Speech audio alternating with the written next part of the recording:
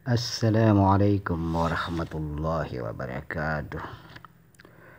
Alhamdulillahi rabbil alamin. Wassalatu wassalamu ala asyrafil anbiya'i wal mursalin Sayyidina Muhammadin wa ala alihi wa sahbihi ajma'in, amma ba'du.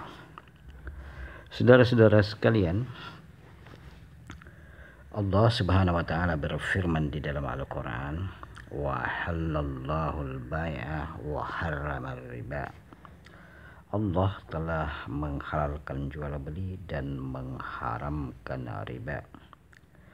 Rasulullah Shallallahu Alaihi Wasallam bersabda, tis'atu a'syarir rizki fit tijarah. 9 dari 10 rizki ada di dalam perdagangan. Dari Rafi bin Khadi, ada yang bertanya kepada Rasulullah Shallallahu Alaihi Wasallam, ya Rasulullah, ayyul kasbi atyab. Ya Rasulullah, pekerjaan apakah yang paling baik? Qala amalur rajuli biyadih wa kullu bai'im mabrur. Rasulullah menjawab, pekerjaan yang dikerjakan seseorang dengan tangannya dan setiap perdagangan yang baik. Apabila kita memperhatikan dan mengkaji ayat dan sabda Rasulullah Sallallahu Alaihi Wasallam di atas, maka dapat kita pahami bahwa berdagang adalah suatu pekerjaan yang memiliki keutamaan, sehingga apabila kita membaca sejarah kehidupan Rasulullah Sallallahu Alaihi Wasallam, beliau adalah seorang pedagang. Kakek beliau Abdul Muttalib adalah seorang pedagang, ayah beliau Abdullah seorang pedagang, paman beliau Abu Thalib juga seorang pedagang, bahkan istri beliau Siti Khadijah adalah seorang pedagang yang kaya raya.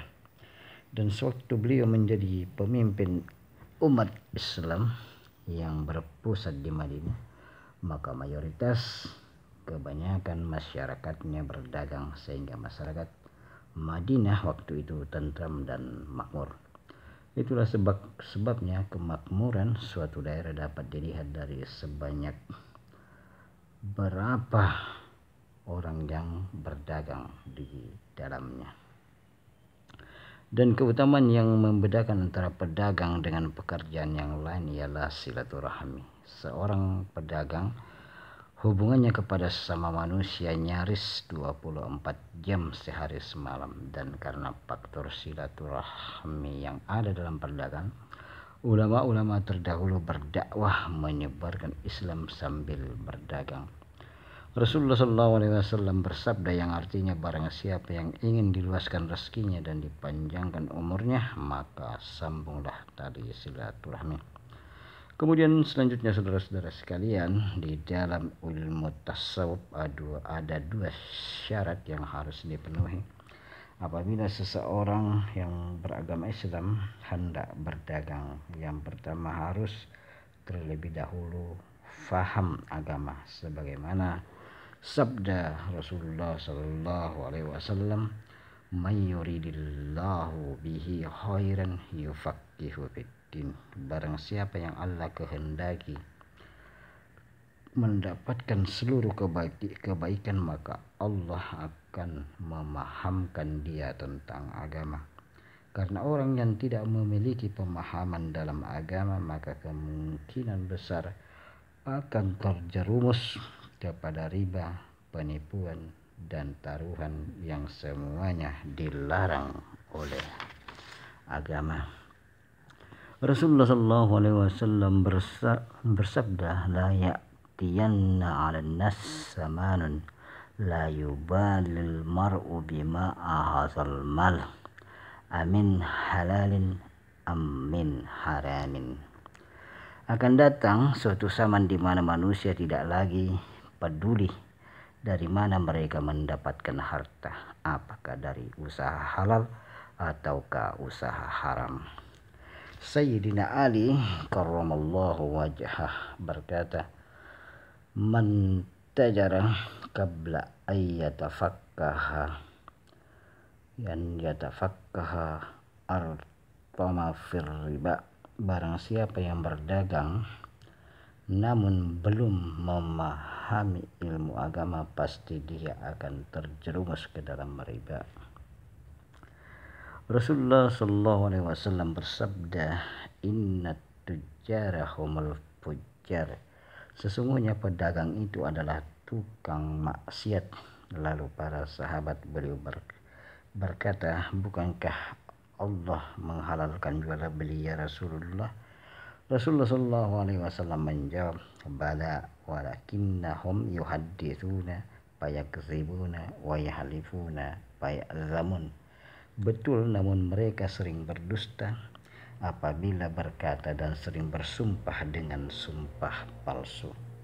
Beda halnya saudara-saudara sekalian apabila seseorang yang berdagang paham tentang agama, maka ia akan jujur dan amanah. Sabda Rasulullah Sallallahu Alaihi Wasallam, at-tajirus suduqul aminu ma'an nabiyina was-siddiqina wasyuhada.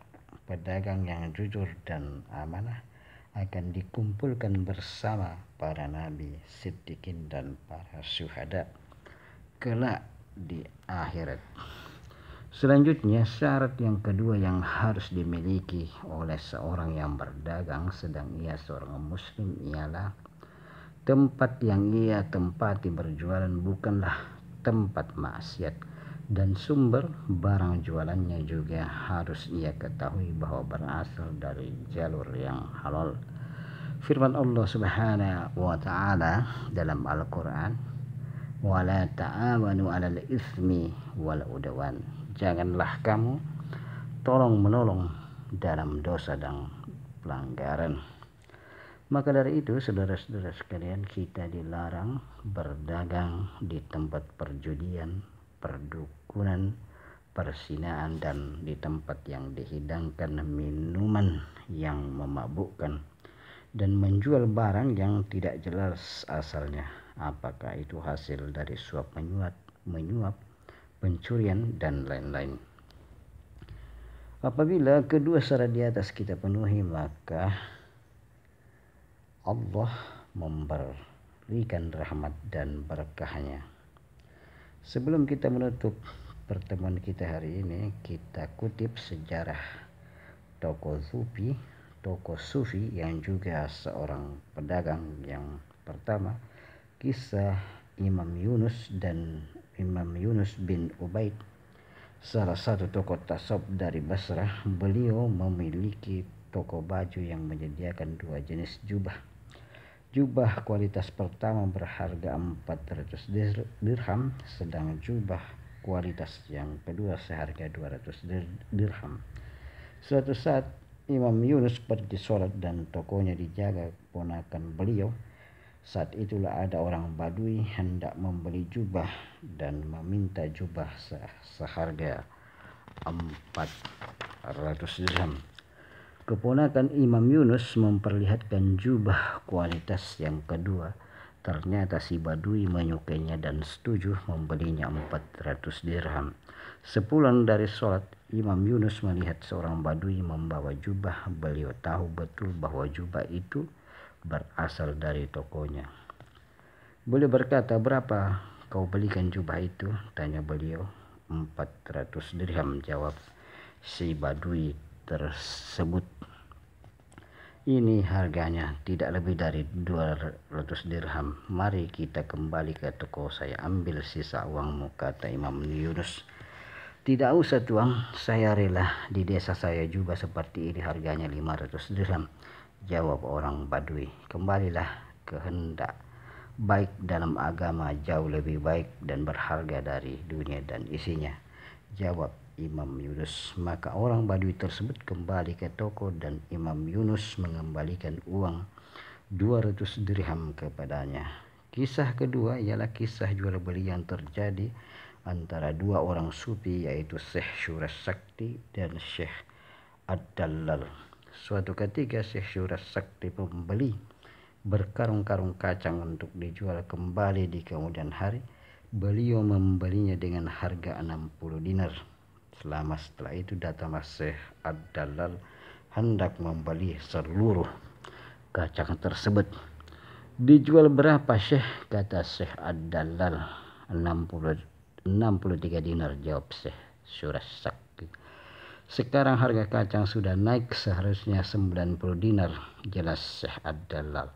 Aku telah membuat ketetapan yang tidak bisa diubah. Aku tidak menjualnya kecuali 63 dinar, kata Syekh Surasakti. Aku juga telah membuat ketetapan untuk tidak merugikan saudaraku sesama muslim, jawab Syekh Ad-Dallal. Karena sama-sama memegang prinsip, maka kesepakatan tidak tercapai dan jual beli pun gagal di antara mereka. Demikianlah saudara-saudara sekalian dua kisah tokoh sufi ahli tasawuf yang bisa kita ambil sebagai pelajaran apabila kita seorang pedagang. Dan demikianlah pertemuan kita hari ini, mudah-mudahan ada manfaatnya. Wabillahi taufiq wal hidayah. Wassalamualaikum warahmatullahi wabarakatuh.